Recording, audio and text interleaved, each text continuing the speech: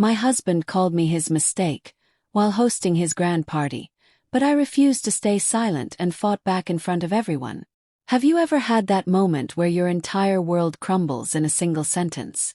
Where the person you trusted most drives a knife so deep into your heart that you can actually feel it breaking?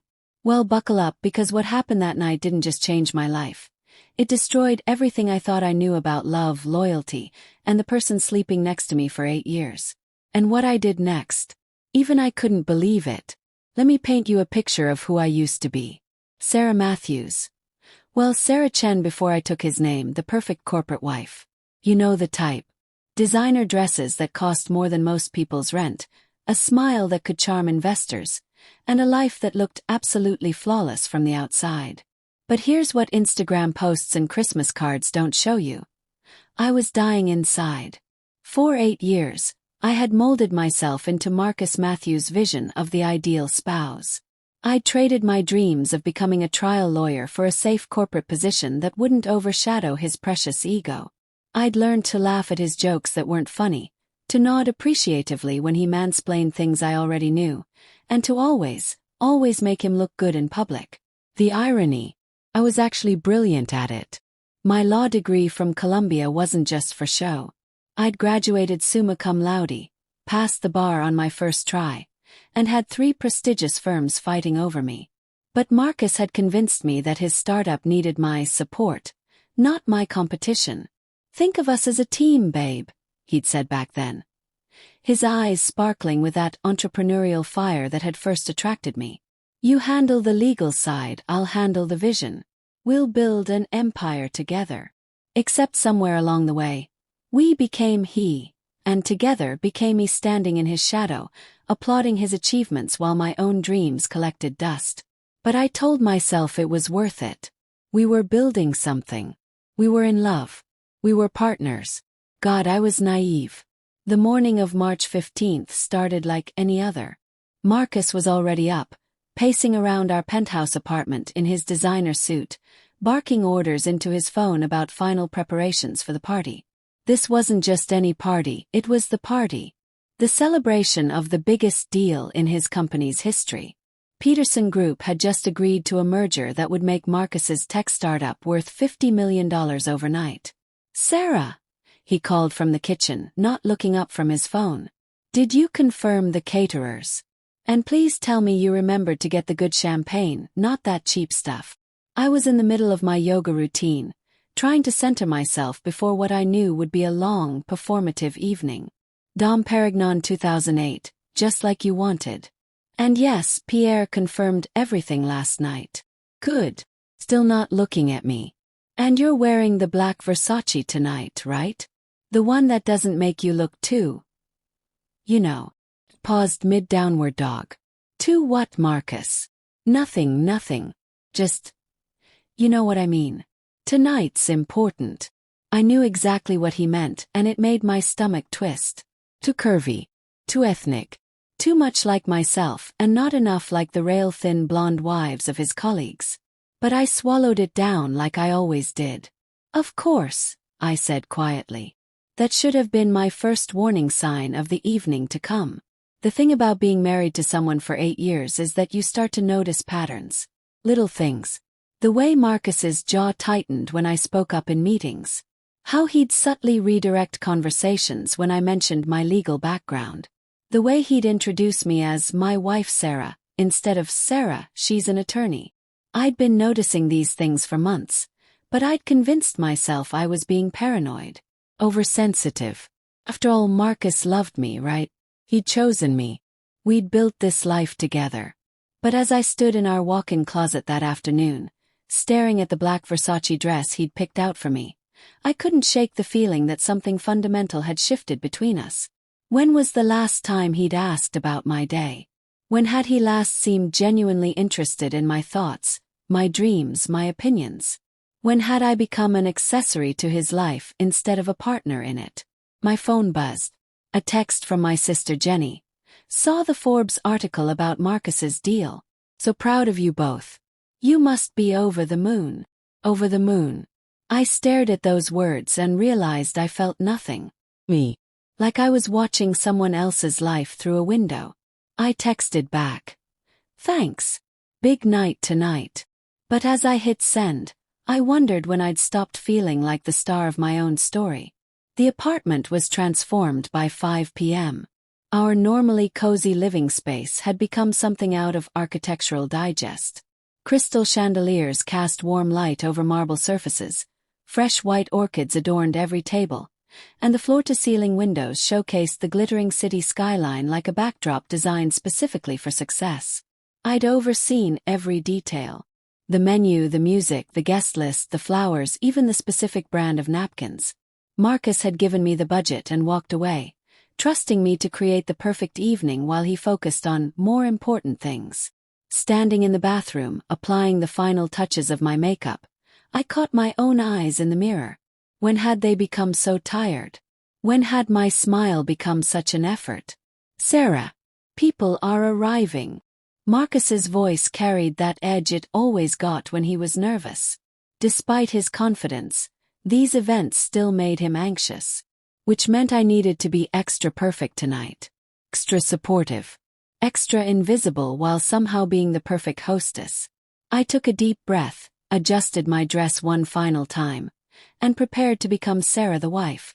I had no idea I was about to become Sarah the warrior. The first guests arrived at 7 p.m. sharp. Marcus's business partner David and his wife Christina, followed by a parade of suits and cocktail dresses that represented the upper echelon of the tech world.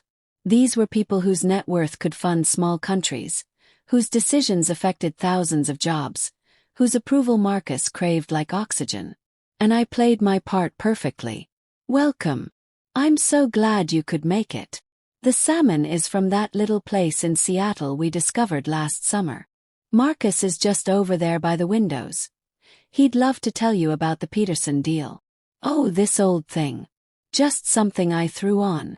I floated through the evening like a ghost in designer clothing, facilitating conversations, ensuring glasses stayed full, making sure everyone felt important and valued. It was a performance I'd perfected over years of practice. But tonight felt different. Maybe it was the magnitude of the event, or maybe something inside me had finally started to crack, but I found myself actually listening to the conversations around me instead of just managing them. Marcus has such vision, I heard someone say. Really knows how to read the market. Brilliant negotiator, said another. Peterson Group was smart to grab him while they could. Self-made success story. You don't see that often anymore. Self-made. The word stuck in my throat like broken glass. Self-made.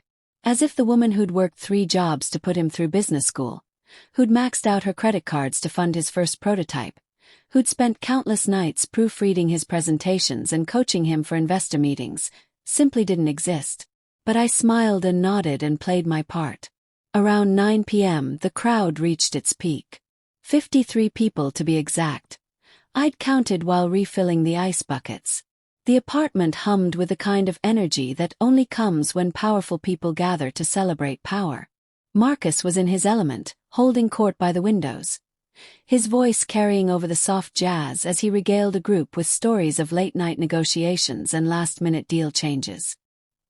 He looked handsome in his tailored Tom Ford suit, his dark hair perfectly styled, his smile wide and confident. For a moment, I remembered why I'd fallen in love with him. The passion, the drive, the absolute certainty that he could conquer the world. Back then, he'd made me feel like we could conquer it together. Now I felt like I was watching a stranger. Sarah, darling. The voice belonged to Miranda Kellerman, wife of one of Marcus's investors. She was exactly the type of woman Marcus wished I was. Tall, blonde, thin enough to make anorexia look healthy, with the kind of confidence that comes from never having to work for anything in your life. Miranda, you look stunning, I replied automatically. Oh, this old thing. She gestured to what was clearly a $5,000 dress. I just love what you've done with the space tonight. Though I have to ask, did you hire a party planner? This is all so perfectly coordinated. Actually, I planned everything myself. Her surprise was poorly concealed. Really? Oh, ambitious of you. I had no idea you had such a talent for event planning. Marcus is lucky to have such a capable wife. The pause before capable was deliberate. In her world, capable wasn't a compliment. It was what you called someone who wasn't quite good enough to pay other people to do things for them. But I smiled anyway. 'Cause that's what I did. I smiled and swallowed every slight, every dismissal, every casual cruelty disguised as social politeness. "He certainly is," I replied, and the words tasted like poison. That's when I noticed Mr. Davidson across the room. Richard Davidson, senior partner at Peterson Group, the man whose handshake had just made my husband $50 million richer. He was standing alone by the bookshelf, studying the titles with a kind of intensity that suggested he was hiding from someone. Perfect. Time to play the perfect hostess and rescue the guest of honor from whatever social situation he was avoiding. I had no idea I was walking into a trap that would detonate my entire life. "Mr. Davidson," I approached with my most polished smile. "I hope you're enjoying yourself. Can I get you anything?" He looked up from the books, and his face brightened with genuine warmth. "Mrs. Matthews, please call me Richard. And no, thank you, I'm perfectly content. I was just admiring your collection. Quite impressive. I see first editions of Grisham, Morrison, even some early Steinbeck." "Thank you. I'm something of a literature enthusiast." I found myself relaxing slightly. It had been so long since anyone had noticed something I cared about, rather than something I could do for them. "Are you in publishing? Or perhaps academia?" "Actually, I'm an attorney. Corporate law, primarily, though my passion has always been trial work." His eyebrows raised with interest. "Really? What firm?" "Henderson, Blake and Associates. Though recently I've been considering a move to something more challenging. I've been feeling a bit underutilized." It was the first honest thing I'd said all evening, and it felt dangerous and exhilarating. Underutilized. That's a crime. Good attorneys are rare enough as it is. He paused, studying me with the kind of attention I'd forgotten people could pay to my words. "You know, we're actually looking for someone to head our legal department's expansion into emerging markets. It would involve a lot of trial preparation, some international negotiation. Quite challenging work." My heart actually skipped. That sounds incredible. I'd love to continue this conversation in a professional setting. Would you be interested in meeting next week? "I would love that." The words came out more eager than I'd intended, but I didn't care. For the first time in months I felt alive. "Wonderful. Here, let me." "Sarah." Marcus's voice cut through our conversation like a blade. "There you are. I've been looking everywhere for you." He approached with that particular smile he wore when he was trying to look casual but was actually annoyed. I knew it well. "I was just talking with Richard about books," I said, trying to keep my voice light. "How nice." Marcus's tone suggested it was anything but. "Richard, I hope my wife isn't boring you with her hobbies." "Hobbies?" He called my career, my passion, my identity, hobbies. Richard looked between us, and I could see him recalibrating his assessment of our relationship.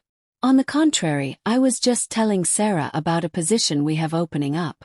She seems uniquely qualified." Marcus's smile tightened almost imperceptibly. "Oh, that's very flattering, but Sarah's quite busy with home things. Aren't you, darling?" The condescension in his voice was like a slap, but I kept my expression neutral. "Actually, Marcus, I was thinking. Come on, let me introduce you to the Hendersons. They were just asking about you." He placed his hand on my lower back with just a little too much pressure, steering me away from Richard before I could finish my sentence. "It was lovely talking with you, Richard," I called over my shoulder. "Perhaps we can continue this conversation later." "Absolutely. I'll have my assistant contact you." As Marcus guided me across the room, his grip tightened. "What the hell was that about?" he hissed in my ear. What about?" "Don't play dumb, Sarah. Flirting with Richard Davidson. Really? Tonight of all nights." "I wasn't flirting. We were having a conversation about work." "You don't work, Sarah. You have a job. There's a difference." The casual cruelty of it took my breath away. Marcus. Just, don't. Please. Can you just be normal tonight? This is important. Normal. As if wanting to be treated like an intelligent human being was abnormal. As if having ambitions beyond being his perfect accessory was some kind of character defect. But I nodded. 'Cause that's what I did. I nodded and smiled and swallowed my dignity one more time. I should have walked away then. Should have grabbed my coat and left him to explain my absence to his precious investors. Should have chosen myself for once in 8 years of choosing him. Instead, I let him introduce me to the Hendersons, who immediately launched into a conversation about their recent trip to Aspen while I stood there like a decorative plant, nodding at appropriate intervals. But something had shifted inside me during that conversation with Richard. Some small flame that I'd thought had died completely suddenly flickered back to life. For 5 minutes, I'd been Sarah the attorney, Sarah the professional, Sarah the person with her own thoughts and dreams and ambitions. And Marcus had snuffed it out without a second thought. The realization hit me like a physical blow. This was my life. This was what I'd accepted. This was what I'd become. But not tonight. Tonight something was going to change. I just didn't know it would happen in front of 53 witnesses. The party was in full swing by 10 p.m. The alcohol was flowing, the conversations were getting louder, and Marcus was absolutely glowing with the attention. He'd positioned himself in the center of the main group, regaling them with stories of his business acumen while they hung on every word. I was refilling the appetizer trays in the kitchen when I heard my name mentioned. The kitchen was separated from the living area by a breakfast bar, so I was hidden from view but could hear everything perfectly. Really impressive what you've built here, Marcus, someone was saying. Self-made success stories like yours are inspiring. Well, you know what they say about behind every successful man, Marcus replied, and I could hear the smile in his voice. Speaking of which, your wife seems lovely. Very. What's the word? Capable. There was that word again. Capable. The consolation prize for women who weren't quite decorative enough to be trophies. Sarah. Oh, she's. Marcus paused, and in that pause I could feel my future hanging in the balance. Would he stand up for me? Would he mention my education, my career, my contributions to his success? She's fine, he finished lamely. Fine. 8 years of marriage and I was fine. But it was about to get so much worse. You know, Marcus continued, his voice taking on that confessional tone that alcohol always brought out. If I'm being completely honest, marrying Sarah was probably my biggest mistake. The world stopped. I mean that literally. Everything, the sound of glasses clinking, the soft jazz, my own heartbeat, everything just stopped. The silver serving spoon in my hand clattered to the counter, but I barely heard it. Now, don't get me wrong, Marcus continued, oblivious to the fact that he'd just detonated a nuclear bomb in my chest. She's a good person. Reliable. But when you're building something big, you need a partner who really gets it, you know. Someone who can actually contribute to your success, not just exist alongside it. Harsh man, someone laughed. Hey, I'm just being real. I was young, thought I was in love, made a decision based on emotion instead of strategy. We all make mistakes when we're young, right? The key is learning from them. The laughter that followed felt like acid on an open wound. I stood there in the kitchen, hidden behind the breakfast bar, listening to my husband casually eviscerate our entire marriage for entertainment. Listening to him reduce 8 years of my life to a cautionary tale about the dangers of marrying beneath your ambitions. But here's the thing about breaking points. They're not always dramatic explosions. Sometimes they're quiet moments of perfect clarity, where you suddenly see everything exactly as it is. I saw it all. Every dismissed dream. Every swallowed slight. Every time I'd made myself smaller to make him feel bigger. Every sacrifice I'd called love when it was really just slow-motion suicide of the soul. And I realized I was done. Not hurt.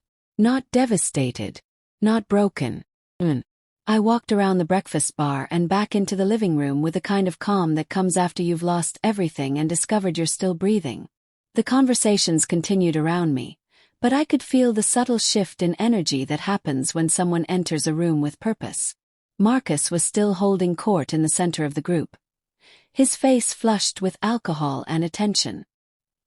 He was in the middle of another story about his brilliant business instincts when I approached. "Marcus," I said quietly. He glanced at me with mild irritation. "Not now, Sarah. I'm in the middle of—" I said Marcus. My voice cut through his sentence like a knife through silk. Something in my tone made him stop mid-word. Made the entire group stop, actually.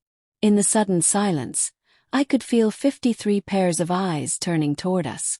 "I couldn't help but overhear your conversation just now," I continued, my voice carrying clearly through the room.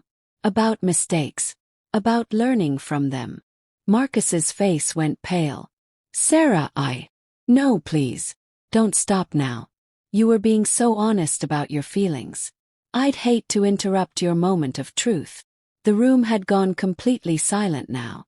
Even the jazz had ended, leaving us in perfect, crystalline quiet. "You're right about one thing," I continued, stepping closer to him. "Marriages based on mistakes don't work. They're built on false foundations. They're doomed from the start." "Sarah, you're misunderstanding." "Am I?" "Because I think I understand perfectly for the first time in 8 years." I turned to address the room, and my voice was steady as steel. "Ladies and gentlemen, I apologize for interrupting your evening, but I think you deserve to know the truth about the success story you're celebrating tonight." Marcus reached for my arm, his voice desperate. "Sarah, stop. Please." I stepped away from his touch. "Don't. You've said enough for both of us tonight." And then I did something I'd never done before in 8 years of marriage. I told the truth. "My name is Sarah Chin Matthews," I began, my voice carrying to every corner of the room. "Attorney at law, Columbia Law School graduate, summa cum laude. And according to my husband, his biggest mistake." The silence was deafening. I could see phones being discreetly pulled out, but I didn't care. Let them record. Let the world see. Marcus likes to tell people he's self-made, and I suppose in a way that's true. He made himself by erasing everyone who actually made him possible. "Sarah, please. I'm not finished." My voice was calm, controlled, but it carried an authority I'd forgotten I possessed. "You want to hear about mistakes? Let me tell you about real mistakes." I walked to the center of the room, claiming the space that had always been his. The mistake was me working 3 jobs while he went to business school because his trust fund daddy cut him off for being unfocused. The mistake was me maxing out every credit card I had to fund his first prototype because he couldn't get investors to take him seriously. I could see Marcus's face crumbling, but I felt nothing. No satisfaction, no cruelty, just a cold, clean clarity. The mistake was me spending countless nights editing his business plans, coaching him for presentations, teaching him how to present himself professionally because apparently Harvard Business School doesn't cover how not to sound like an entitled brat in their curriculum. A few people in the crowd were openly staring now, their champagne glasses forgotten. The mistake was me giving up my dream job at Morrison & Associates, the firm that represents Fortune 500 companies, to take a safe, boring corporate position so I could support his vision without threatening his ego. Marcus was shaking his head, his voice pleading. "Sarah, you're embarrassing yourself. This isn't you." "You're right," I said, and for the first time I smiled. "This isn't the Sarah you married. That Sarah was weak. That Sarah let you diminish her until she almost disappeared entirely. That Sarah was your biggest mistake." I walked over to where Richard Davidson was standing, his expression unreadable. "Richard, you asked me about that job earlier. Corporate law, international negotiations, trial preparation. Challenging work for someone with my qualifications." "Yes, I did. I'm interested. Very interested. In fact, I think it's time I reminded myself what I'm actually worth in the real world, outside of this." I gestured around the room. "Performance." Marcus stepped forward, his voice rising. "Sarah, you're being ridiculous. You can't just." "Can't what?" I turned back to him, and my voice cut like a blade. Can't make my own career decisions. Can't speak for myself. Can't have ambitions that don't revolve around making you look good. The room was so quiet I could hear the city traffic 30 floors below. You know what the real mistake was, Marcus? It wasn't you marrying me. It was me believing I wasn't good enough to deserve better. I walked to the marble coffee table where earlier that evening I'd placed fresh orchids, and slowly, deliberately, I removed my wedding ring. The diamond caught the light one last time before I set it down next to the flowers with a soft clink that echoed through the silence. But I'm not that woman anymore. Marcus's voice cracked. Sarah, please. Don't do this. Not here. Not like this. Why not here? This is where you decided to humiliate me. This is where you told 50 strangers that loving me was your biggest regret. So this is where I'm going to return the favor. I looked around the room one final time, making eye contact with as many people as possible. Thank you all for coming tonight to celebrate Marcus's success. I hope you've enjoyed the party I planned, the food I selected, the evening I orchestrated down to the last detail while he focused on more important things. I picked up my clutch from the side table, checking to make sure I had my phone and keys. Marcus, the catering is paid through midnight, the cleaning service comes tomorrow at 9 a.m., and your dry cleaning will be ready Tuesday. I've left the information on your nightstand along with the passwords to all the accounts I've been managing for you. Sarah, if you walk out that door. I turned back one final time, and my voice was soft but carried to every corner of the room. If I walk out that door, what? You'll call me your biggest mistake. Too late. You already did that. I started toward the door, but his voice stopped me. Fine. Go ahead and leave. See how far you get without me. You think anyone's going to want damaged goods? You think you can just start over at 32? Good luck with that. The cruelty in his voice was meant to destroy me, to send me crawling back apologizing for my audacity. A year ago it might have worked, but not tonight. I turned around slowly, and when I spoke, my voice was steady as granite. Marcus, I've spent 8 years believing I needed you to be worth something. But you know what I realized tonight? You're the one who's been living off borrowed worth. My intelligence, my connections, my work. I smiled, and it was the first genuine smile I'd worn all evening. And now I'm taking it all back. The silence stretched between us like a chasm. Goodbye, Marcus. Try not to make any more mistakes. And with that I walked out the door, leaving behind not just a marriage, but a version of myself that had accepted being called a mistake for 8 years. The elevator ride down 30 floors felt like descending from one life into another. My hands were shaking now, not from fear but from adrenaline, from the intoxicating rush of finally speaking my truth. My phone started buzzing before I even reached the lobby. Text after text, notification after notification. But I ignored them all. Whatever chaos I'd left in my wake could wait. Right now I needed air. I needed space. I needed to remember who I was before I became who he wanted me to be. I walked out into the March night, the cool air hitting my face like a blessing. The city stretched out before me, full of possibilities I'd forgotten existed. For the first time in years I felt free. My phone rang. Jenny, my sister. Oh my God, Sarah. What the hell is happening? Someone just sent me a video. Jenny, I'm fine. Actually, I'm better than fine. Are you? 'Cause that video. Jesus, Sarah, you destroyed him. In front of everyone. It's already got like 50,000 views. I stopped walking. 50,000. More actually. It's going viral. Hashtag biggest mistake is trending on Twitter. People are calling it the most savage public divorce announcement ever filmed.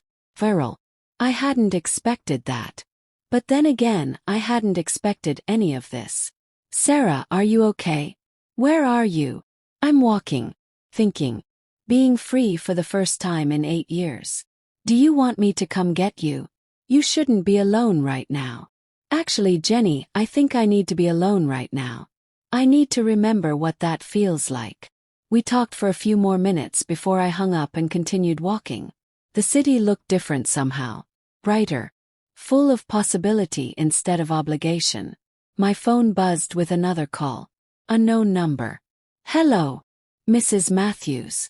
This is Richard Davidson. I wanted to make sure you were all right. Richard. I'd almost forgotten about him in the chaos. I'm fine, Richard. Better than fine, actually. Good. Listen, I meant what I said about that position.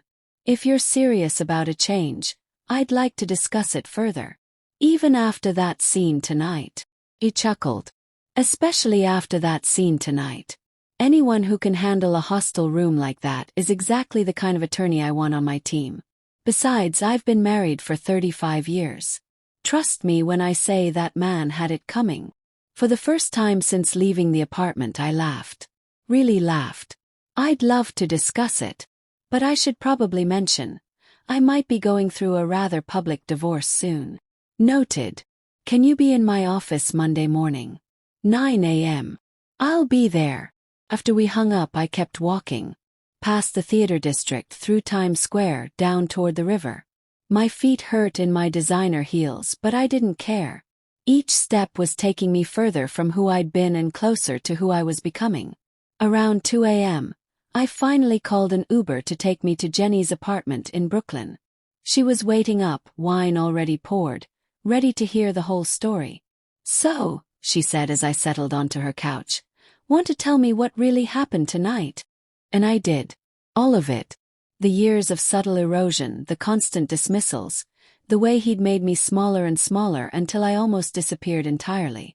And then tonight, the final humiliation that had somehow become my liberation. I can't believe you just walked out like that, Jenny said, shaking her head in amazement. In front of everyone. On camera. I can't believe I waited so long to do it. My phone, which had been buzzing constantly all evening, finally went quiet around 3 a.m. But when I woke up the next morning, it was chaos again. The video had exploded overnight. Not just the confrontation, but someone had leaked the audio of Marcus calling me his biggest mistake to several gossip blogs. The internet had seized on the story with the kind of fervor usually reserved for celebrity breakups. #biggest mistake was trending worldwide. There were think pieces about emotional abuse in marriages.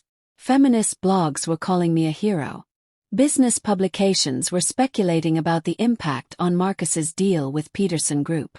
Someone had even created a TikTok remix of the confrontation set to empowering pop music. But the most interesting development was the flood of job offers hitting my inbox. Apparently, publicly eviscerating your husband in front of a room full of wealthy witnesses was excellent advertising for legal services. Law firms from New York to Los Angeles were reaching out, offering positions that were light years beyond anything I'd been considering just 24 hours earlier. Sarah, Jenny said, scrolling through her phone over coffee, you've become a meme. But like a good meme. A feminist icon meme. She showed me her screen. Someone had created an image macro of me removing my wedding ring with the caption, "When you realize you're not the mistake. He is." I don't know how I feel about being a meme, I admitted. Are you kidding? You're the meme every woman who's ever been underestimated wishes she could be. You're trending above actual celebrities right now. My phone rang. The caller ID showed my lawyer's office. Sarah, we need to talk, Margaret Chen, no relation despite the name, said without preamble. I've been fielding calls all morning. From Marcus's lawyer, from reporters, from what I think was a documentary filmmaker. A documentary filmmaker? Apparently someone wants to make a film about women reclaiming their power in marriages. You've become the poster child for standing up to emotional manipulation. I rubbed my temples. Margaret, I just wanted to get divorced. I didn't mean to start a movement. Well, congratulations, because you did. The good news is, Marcus's lawyer called this morning wanting to expedite settlement negotiations. Apparently the negative publicity is affecting his business relationships. Already, 3 investors have pulled out of future deals, citing character concerns. Peterson Group issued a statement distancing themselves from his personal conduct. And someone leaked that audio clip to the Wall Street Journal. I felt a moment of something that might have been guilt. I didn't want to destroy his career. Sarah, you didn't destroy his career. He destroyed it himself when he chose to publicly humiliate his wife. You just made sure there were consequences. She was right, of course. But the speed of it all was dizzying. There's something else, Margaret continued. Someone from 60 Minutes called. They want to interview you about marriage, emotional abuse, and women finding their voices. 60 Minutes. You don't have to do it. But Sarah, you've accidentally become the face of something important. The question is, what do you want to do with that platform? After we hung up, I sat in Jenny's kitchen, staring at my phone and trying to process the whirlwind my life had become in less than 24 hours. One public confrontation had somehow turned me from Marcus Matthews' mistake into Sarah Chin Matthews, feminist icon. But more importantly, it had turned me back into myself. 3 months later, I was sitting in Richard Davidson's corner office, reviewing contracts for Peterson Group's expansion into Southeast Asian markets. The job was everything he'd promised. Challenging international high-stakes legal work that made me remember why I'd fallen in love with law in the first place. My phone buzzed with a text from Jenny. Turn on Channel 7. Marcus is giving an interview. I glanced at the wall-mounted TV in Richard's office and reached for the remote. There he was, my ex-husband, looking significantly less polished than he had 3 months ago. The Peterson deal had fallen through after the scandal, and from what I'd heard through mutual acquaintances, he was struggling to rebuild his reputation. I want to apologize publicly to my ex-wife Sarah, he was saying to the interviewer. I was wrong to speak about her the way I did. She's an incredibly intelligent, talented woman, and I let my own insecurities affect how I treated her. Too little, too late. But at least he was finally telling the truth. The interviewer leaned forward. Some people have criticized Sarah for making your private marital issues so public. What's your response to that? Marcus was quiet for a moment, and when he spoke, he sounded genuinely defeated. Sarah spent 8 years making me look good in public while I diminished her in private. If she wanted to reverse that dynamic for one night, I think she earned that right. I turned off the TV. His apology meant nothing to me now. Not because I was bitter, but because I'd moved so far beyond caring about his validation that it felt like watching a stranger discuss someone else's life. My assistant knocked on the door. Sarah, your 2 p.m. is here. Send them in. The door opened to reveal a young woman, maybe 25, wearing an ill-fitting suit and clutching a folder with white knuckles. She looked terrified. Ms. Chin Matthews. I'm Jessica Lin. Thank you so much for seeing me. I gestured to the chair across from my desk. Please sit. What can I do for you? I saw your interview on 60 Minutes. The one about finding your voice in marriage. She took a shaky breath. I'm getting divorced, and my husband's lawyer is trying to claim I don't deserve anything because I was just a housewife for 6 years while he built his medical practice. My jaw tightened. Just a housewife. That's what they're saying in depositions. That I didn't contribute to his success, that I was supported by him, that I should be grateful for whatever he's willing to give me. Tears started forming in her eyes. But Ms. Chin Matthews, I put him through medical school. I worked 2 jobs while he did his residency. I managed his entire life so he could focus on his career. The story was achingly familiar. And now he's worth $3 million and his lawyers are saying I'm entitled to nothing because I chose not to work. She leaned forward desperately. I know you don't usually handle divorce cases, but I don't have anyone else to turn to. Every lawyer I've consulted says it's going to be an uphill battle because I don't have documentation of my contributions. I studied her for a moment, seeing myself from 8 years ago. Diminished, desperate, convinced she was worth less than she actually was. Jessica, let me ask you something. During those 6 years, did you manage his schedule? Yes, everything. Appointments, social events, continuing education. Did you entertain clients? Host dinner parties? Manage his professional relationships? All the time. I organized medical conferences, charity events for his practice. Did you research investment opportunities? Manage household finances? Make decisions about major purchases? Yes, but nothing. I opened my laptop and started taking notes. You weren't just a housewife. You were an unpaid executive assistant, event coordinator, financial manager, and business development specialist. And we're going to make sure the court understands that. Her eyes widened. You'll take my case. I'll do better than that. I'm going to introduce you to someone who specializes in exactly this type of situation. But first, I want you to go home and make a list of every single thing you did to support his career. Every event you planned, every client you entertained, every sacrifice you made. Can you do that? She nodded eagerly. Yes, absolutely. Good. Because Jessica, you're about to learn something very important. Your contributions have value, even if he convinced you they didn't. After she left, I sat back in my chair and smiled. This was why the whole viral saga had been worth it. Not for the fame or the job offers or the vindication, but for moments like this, when I could help another woman realize she was worth more than she'd been told. My phone rang. The caller ID showed a number I recognized but hadn't heard from in months. Hello, Marcus. Sarah. His voice was different, smaller somehow.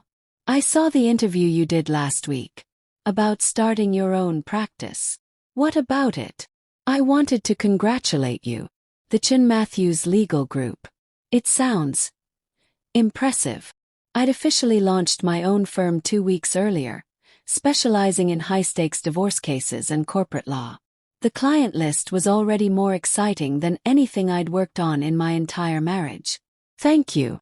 Sarah, He paused, and I could hear him struggling with words. I owe you more than an apology. I owe you recognition. What I said that night, it wasn't just cruel, it was a lie. You made me who I became, and I threw it away because I was too insecure to admit it. Marcus, why are you calling me? Another pause. Because I want you to know that losing you was actually my biggest mistake. Not marrying you, losing you. For a moment I felt something that might have been pity. Not for the man who'd called me his mistake, but for the man who'd taken 8 years to realize what he'd lost. Marcus, I hope you find someone who makes you happy. But more than that, I hope you learn to make yourself happy without diminishing someone else. Sarah. Goodbye, Marcus. I hung up and immediately blocked his number. That chapter was over, and I had no interest in reading it again. 6 months after that night, I was standing in front of another room full of people. But this time I was the one being celebrated. The New York Bar Association was presenting me with their Rising Star Award for my work on high-profile divorce cases and my advocacy for women's rights in family court. The same type of people who'd witnessed my marriage implode were now applauding my professional resurrection. Ladies and gentlemen, the presenter announced, please welcome Sarah Chin Matthews, founder of the Chin Matthews Legal Group and this year's recipient of our Rising Star Award. As I walked to the podium, I thought about that night 6 months ago when I'd walked out of my old life and into this new one. The woman who'd been called a mistake was now being celebrated as a success story. Thank you, I began, looking out over the audience. 6 months ago, I was a woman who'd forgotten her own worth. Tonight, I stand before you as someone who remembered that our value isn't determined by how others see us, but by how we choose to see ourselves. I spotted several familiar faces in the audience, including Richard Davidson, who'd become not just my biggest advocate but a genuine friend. My journey to this podium wasn't traditional. It didn't involve climbing the corporate ladder or networking my way to success. Instead, it involved something much harder, learning to value myself enough to demand better. The audience was completely focused, hanging on every word. They say the best revenge is living well. But I've learned something different. The best revenge isn't revenge at all. It's becoming so authentically, unapologetically yourself that you forget why you ever wanted revenge in the first place. I paused, thinking about Marcus's call earlier that week, about Jessica and the dozens of other women I'd helped find their voices, about the life I'd built from the ashes of my marriage. To every woman who's ever been told she's not enough, that her dreams don't matter, that she should be grateful for scraps of respect, you are not anyone's mistake. You are not anyone's second choice. You are not anyone's consolation prize. The applause started building, but I wasn't finished. You are the author of your own story. And if someone tries to write you as a footnote in theirs, you have every right to pick up the pen and rewrite the entire narrative. The standing ovation lasted for 3 full minutes. Later at the reception, I found myself talking with a young associate from a prestigious firm. She looked nervous as she approached me. "Ms. Chen Matthews, I just wanted to say thank you. I saw that video of you from last year, and it changed my life." "How so?" "I was in a relationship with someone who constantly told me my career wasn't as important as his, that I should be supporting his dreams instead of chasing my own. After watching you stand up for yourself, I realized I didn't have to accept that." "What did you do?" "I left him, got my own apartment, started applying for positions I'd never thought I was good enough for." She smiled proudly. "I just made partner at my firm. At 29. Congratulations. That's incredible. It's because of you. Because you showed me what it looks like when a woman refuses to be diminished." As she walked away, I felt a warmth I'd never experienced during my marriage. The satisfaction of knowing that my pain had somehow helped others avoid their own. My phone buzzed with a text from Jenny. "Watching the live stream. So proud of you. Mom and Dad would be too. Our parents had died in a car accident 3 years earlier, and I'd often wondered what they would think of the woman I'd become. Tonight, for the first time, I felt certain they'd be proud." Another text, this one from an unknown number. "Ms. Chen Matthews, this is David Kim, Marcus's former business partner. I wanted you to know that Peterson Group reached out about hiring your firm for their legal needs. Richard Davidson specifically requested you. Thought you'd want to know that karma has a sense of humor." I laughed out loud. Peterson Group, the company that had walked away from Marcus after our very public confrontation, was now offering to hire me. The mistake had become the asset.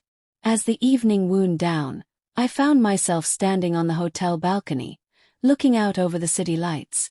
A year ago, I'd been trapped in a life that was slowly suffocating me. Tonight I was free, successful, and genuinely happy for the first time in years. My phone rang one last time. Richard Davidson. "Sarah, congratulations on the award. Well deserved." "Thank you, Richard.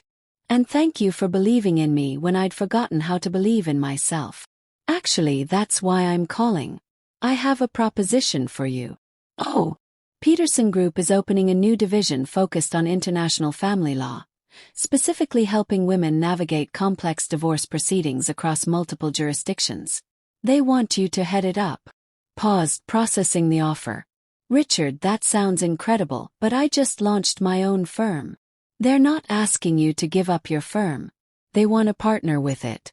Full autonomy, unlimited resources, and the chance to help women on a global scale." The irony was perfect. The company that had made Marcus rich was now offering to make me powerful. "Can I think about it?" "Of course. But Sarah, this could be bigger than anything you've imagined. A chance to turn your experience into a movement that helps women around the world." After we hung up, I stood on that balcony for a long time, thinking about the journey that had brought me here. From mistake to success story. From supporting actor to leading lady. From victim to victor. My phone buzzed with one final message of the night. This one from Jessica, the young woman I'd helped with her divorce case. "Sarah, the settlement came through. Full split of assets, plus recognition of my contributions to his practice. My lawyer said it set a new precedent in our state. Thank you for showing me I was worth fighting for." I smiled, looking out over the city where I'd rebuilt my life from nothing. Worth fighting for. That was the lesson I'd learned that night 6 months ago when I'd walked out of my marriage and into myself. I wasn't Marcus's mistake. I never had been. I was Sarah Chen Matthews, attorney, advocate, and the woman who'd turned her lowest moment into her greatest triumph. And this was just the beginning. 1 year later. The video has been viewed over 50 million times now. It's been turned into motivational content, academic case studies, and even a short film that premiered at Sundance. But for me, it's simply the night I remembered who I was. Jessica Lynn now runs a non-profit helping women document their contributions in marriages. Richard Davidson and I co-authored a book about recognizing emotional manipulation in relationships. Marcus. Well, Marcus is rebuilding his life, hopefully into someone who doesn't need to diminish others to feel important. But the most important thing, I wake up every morning knowing exactly who I am and what I'm worth. And no one, not a husband, not a boss, not society, can ever take that away from me again. Because the biggest mistake isn't marrying the wrong person. It's forgetting that you were never the mistake to begin with. You are not an error to be corrected. You are not a rough draft to be edited. You are the final version of yourself, worthy of love, respect, and recognition. And if anyone tries to tell you otherwise, well, they're about to learn what happens when a woman refuses to stay silent. Remember that. If this story resonated with you, share it with someone who needs to hear it. Sometimes all it takes is one person standing up to show others they can stand up too. You are not anyone's mistake. You never were.